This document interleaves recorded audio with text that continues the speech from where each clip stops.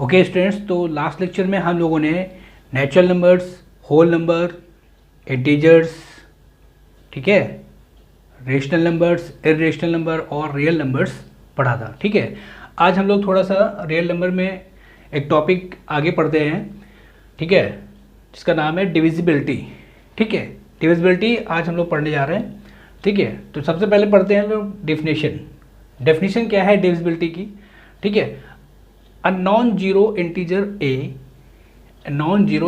a is said to divide an integer b if there exists an integer c such that b equal to a into c। ठीक, अगर कुछ इस प्रकार से equation बन जाए b equal to a into c, the integer b is called the dividend, integer a is known as the divisor and integer c is known as the quotient. ठीक है, तो जैसे इसका हम लोग एक एग्जांपल लेते हैं। जैसे मान लेते हैं सपोज 12 है हमारे पास। ठीक, 12 इक्वल टू 4 इंटू 3। ठीक, तो 12 हो गया आपका b, 4 हो गया आपका a और c हो गया आपका 3। ठीक है, दिस। तो अगर हम 4 का 12 में डिवाइड करें, ठीक है, तो ये आपका आ जाएगा 4 3 जा 12, रिमाइंडर आपका आ गया 0। तो 4 को हम लोग कहेंगे डिवाइजर, ठीक है, 3 को हम लोग कहेंगे कोशेंट, ओके, और 12 को हम लोग कहेंगे डिविडेंड।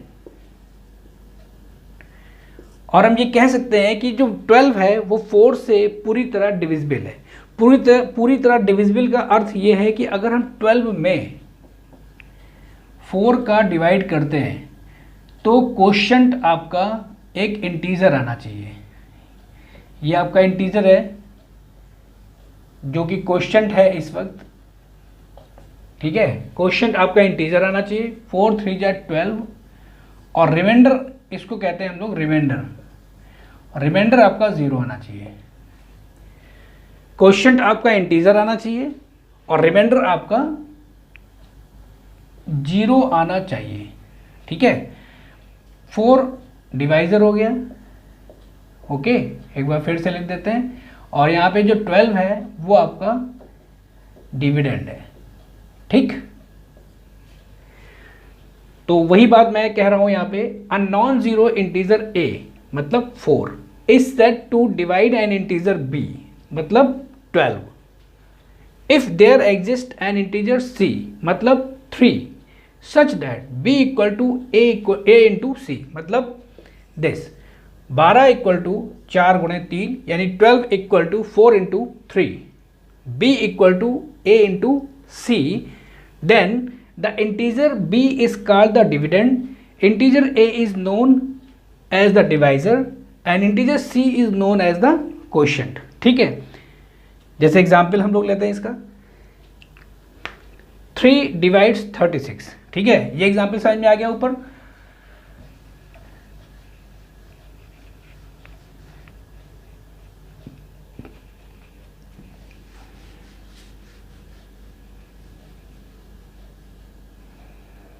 ओके, चलिए जैसे एग्जांपल लेते हैं 3 डिवाइड्स 36।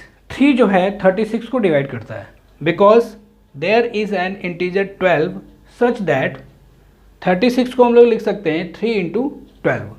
ठीक, however 3 does not divide 35। कैसे? Because there do not exist an integer c such that 35 equal to 3 into c। In other words 35 equal to 3 into c is not true for any integer c। ठीक, जैसे 36 था, 36 को हम लिख सकते हैं 3 into 12, क्योंकि हम 36 में अगर 3 का डिवाइड करें, ठीक है, तो 3 1 जा 3, 6 3 2 जा 6, तो यहाँ पे आपका रिमाइंडर क्या आ गया 0। और ये क्या है आपका इंटीजर, ठीक, ये क्वोशिएंट हो गया, ये आपका डिवाइज़र हो गया, ये आपका डिविडेंड हो गया और रिमाइंडर आपका 0 आ गया। तो हम ये कह सकते हैं 36 जो है वो 3 से पूरी तरह डिविजिबल है। ठीक, इसलिए 36 को हम लिख सकते हैं 3 इंटू 12। ठीक है, अब उसी प्रकार से हम यहाँ पे बात करते हैं जब 35 को 3 से डिवाइड करते हैं। ठीक, यहाँ पे समझ में आ गया, 36 को हम 3 इंटू 12 लिख सकते हैं। ओके, तो 35 की बात करते हैं जरा, क्या 35 इक्वल टू 3 इंटू सी, और सी क्या एक इंटीजर होगा? तो हम 3 का 35 में डिवीजन करते हैं।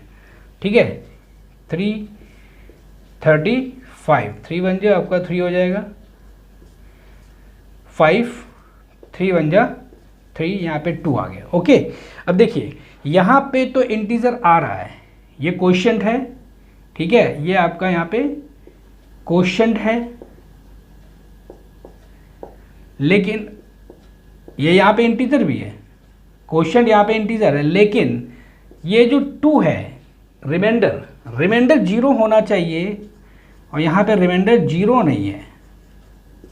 तो हम ये कह सकते हैं 35 इज नॉट डिविजिबल बाई 3। 35 जो है 3 से पूरी तरह डिविजिबल नहीं है, 3 35 का डिवाइजर नहीं है। ठीक, ओके, तो ये भी हम कह सकते हैं कि 35 equal to 3 into c is not true, is not true. Clear, point clear हो गया? ठीक, फिर से एक बार देख लेते हैं।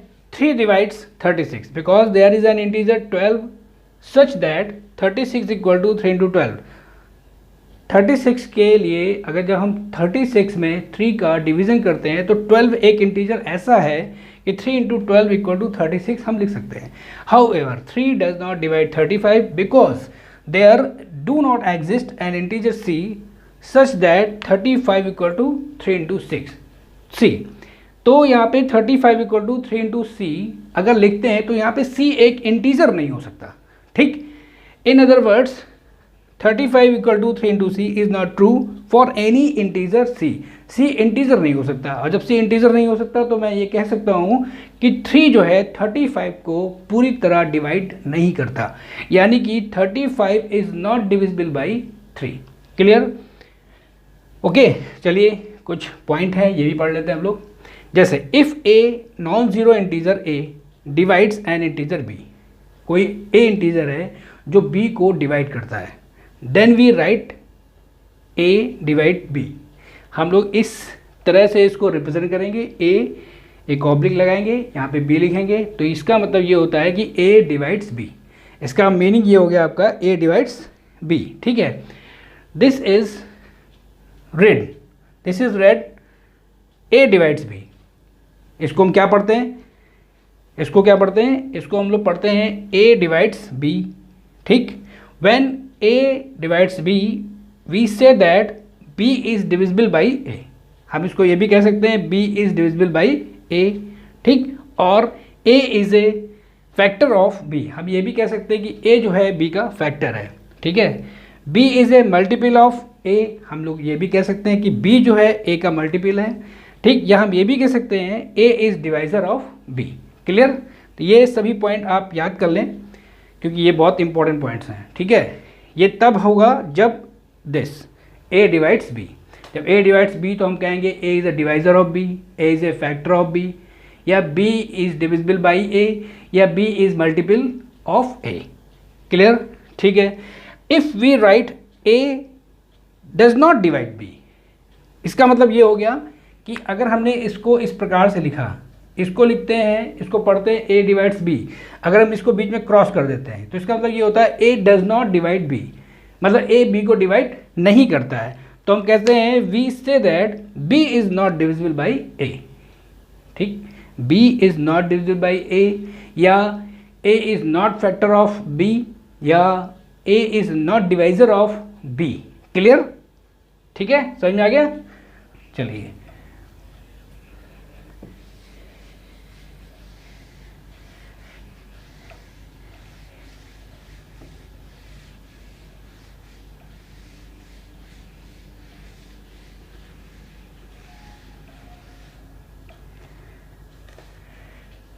चलिए एक एग्जाम्पल देखते हैं हम लोग।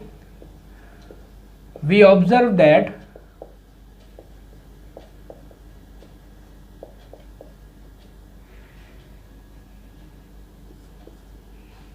-4 डिवाइड्स बी। ठीक, इसका मतलब ये हुआ -4 डिवाइड्स बी। क्या -4 20 को 20 को डिवाइड करेगा? बिकॉज -4 20 को डिवाइड करेगा because there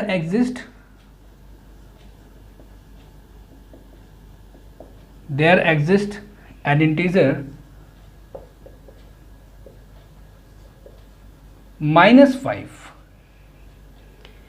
because there exists an integer -5 such that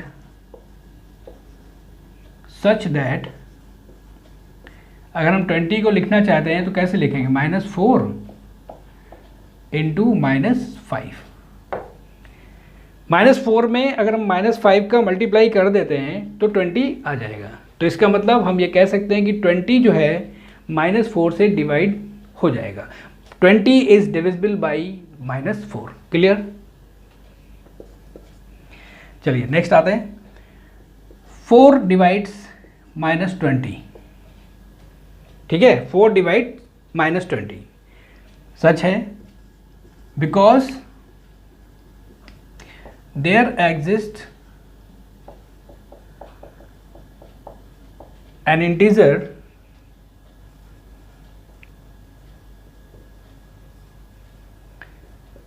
-5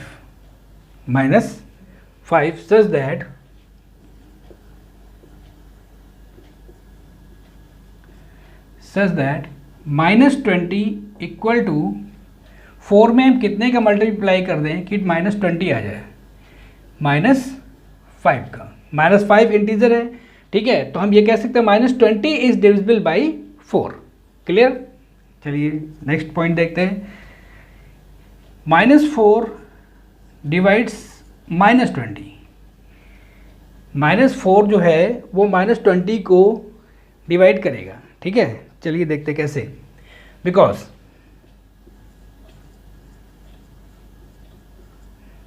there exist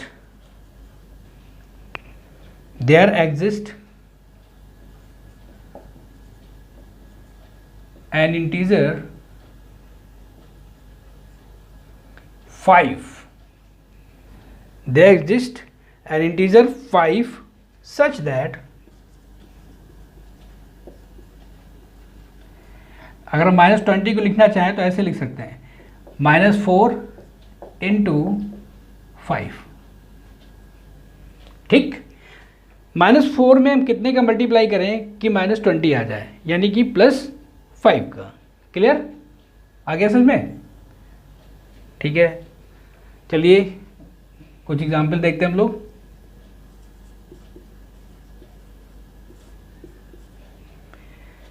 state whether, ये बताना है कि इसमें से कौन सा ट्रू है और कौन सा फॉल्स है। State whether the following are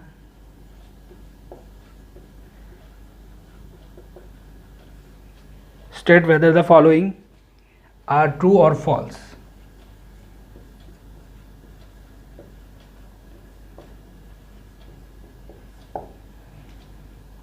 First,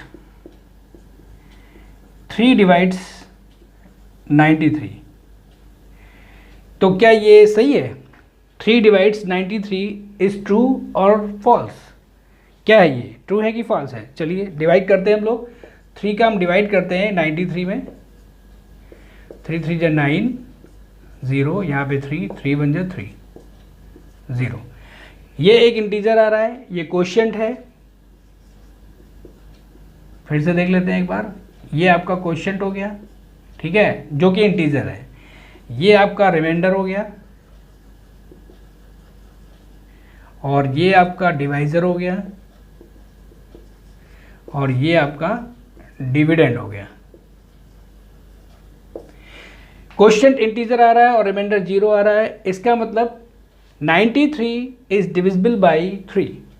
that implies हम यहाँ पे लिख सकते हैं 93 इक्वल टू 3 में हम कितने का मल्टीप्लाई करें कि 93 आ जाए, 31 का।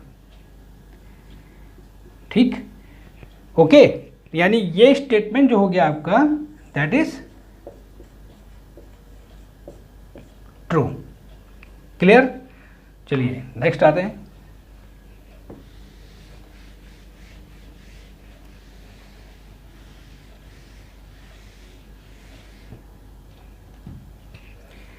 सेकेंड, 6 डिवाइड 28, क्या ये ट्रू है? अगर हम 6 का डिवाइड करते हैं 28 में, 6 4 जा 24, यहाँ पे रिमाइंडर आ गया 4। देखिए यहाँ पे क्वेश्चन आ रहा है integer, but reminder is a 4, zero नहीं है। रिमाइंडर जीरो आता तो हम कह सकते थे कि 28 डिविजिबल बाई 6। यहाँ पे रिमाइंडर जीरो नहीं आ रहा है, इसलिए हम ये कहेंगे 28 इज नॉट डिविजिबल बाई 6। इसका मतलब this is not true, that is false. समझा गया? ये आपका हो गया फॉल्स। चलिए नेक्स्ट देखते हैं। थर्ड,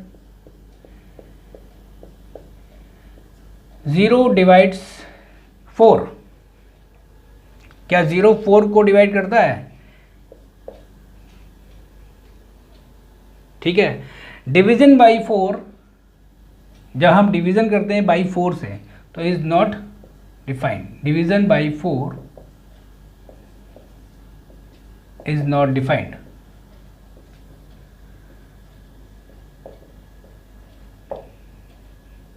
ओके,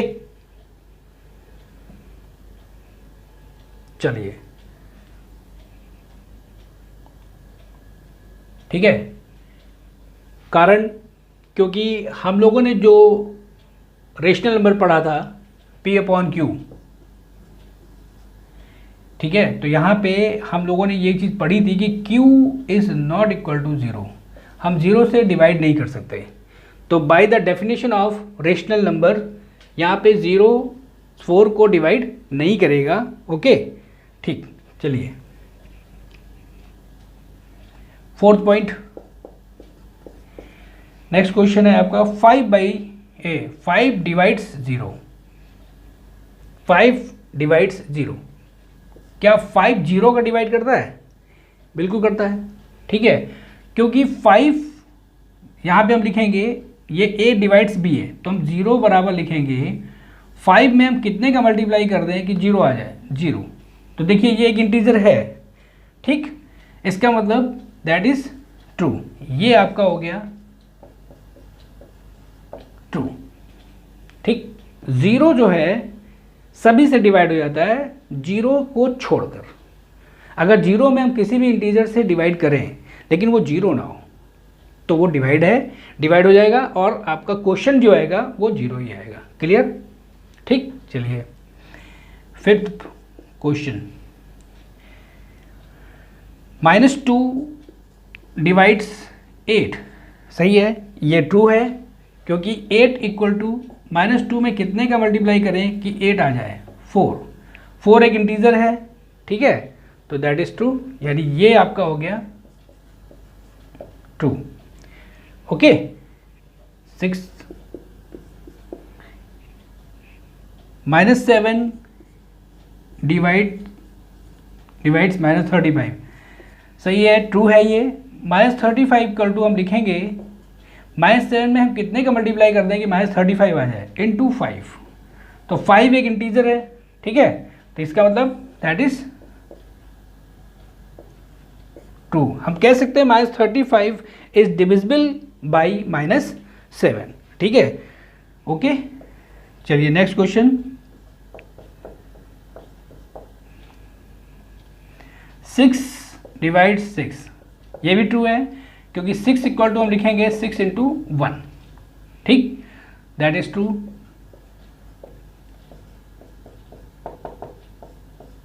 एट्थ क्वेश्चन है आपका 8 डिवाइड्स -8।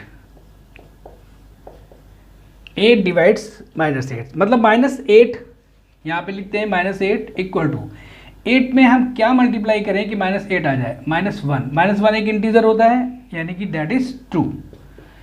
यानी हम कह सकते हैं -8 डिविजिबल बाई 8। यहाँ पे हम कह सकते हैं 6 डिविजिबल बाई 6।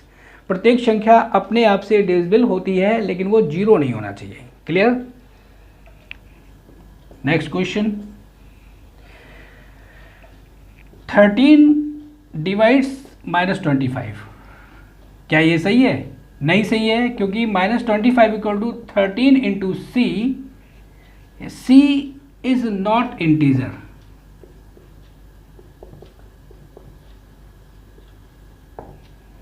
क्लियर? ठीक है। Next question, 1 divides -1। -1 equal to 1 में हम कितने का मल्टीप्लाई करें कि -1 आ जाए? -1 का, यानी ये 2 हो गया, दैट इज 2। ये फॉल्स होगा, ठीक है, ये फॉल्स होगा। और ये 2 हो गया, क्योंकि -1 इज डिविजिबल बाई 1। ठीक, 1 इज ए फैक्टर ऑफ -1, कुछ भी कह सकते हैं, जो हमने डेफिनेशंस बताई थी। ठीक है, तो ये सारे क्वेश्चन क्लियर हो गए।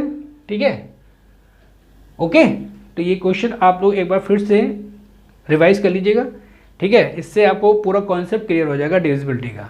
ठीक है, तो आज के लिए हम लोग इतना ही रखते हैं, और नेक्स्ट लेक्चर में अभी हम लोग इसके आगे इसकी प्रॉपर्टीज़ भी पढ़ेंगे। ओके।